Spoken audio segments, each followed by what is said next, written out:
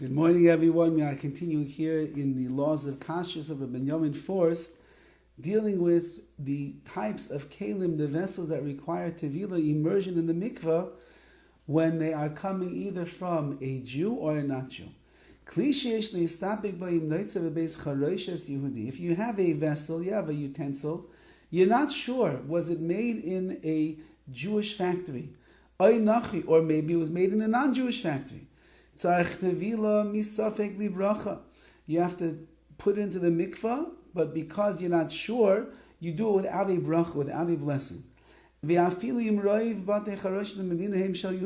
if the majority of all the factories that are producing vessels and utensils are owned by Jews, but since that there is very possible the one that you bought is by the not Jewish owner, you still put it into the mikvah, but without a bracha. Even when it comes to glass, although that the halacha over there is only rabbinical that it deserves tevilah, you should still be machmir, strict on yourself, and you should bring it to the mikveh. But of course, once again, as we're saying over here, without a bracha. Now, if you got a utensil that comes from a country that is, or a city that is completely filled with non-Jews, Japan, Sin, or China, you're not going to find too many Jewish factory owners in Japan or China. In that case, for sure you know that it needs tevilah, immersion in the mikveh with a bracha, and you make it then. So too, if you have a utensil that comes from a country or a state, a city that is majority is goyim, even though that there are a few maybe Jewish factories, nevertheless you would still make a bracha on the immersion there, because you can assume 98% of whatever it is that you're purchasing is from the non-Jewish factories, and therefore you have to make a bracha.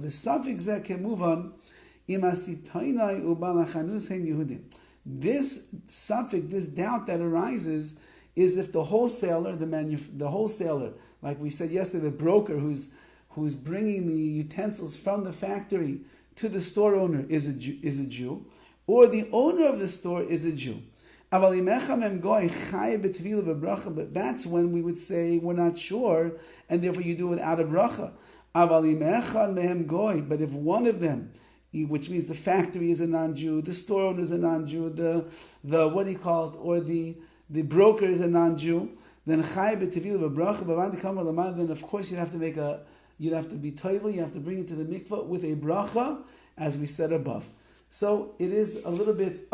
complicated, but in general, if you're living here in America or anywhere else in Chutz La'aretz, there's most likely, unless it says on the box that it doesn't require tevilah, because then it's really a Jewish company, most likely whatever vessels you are purchasing, again, unless you bought it from Eretz Yisrael or something like that, it's going to require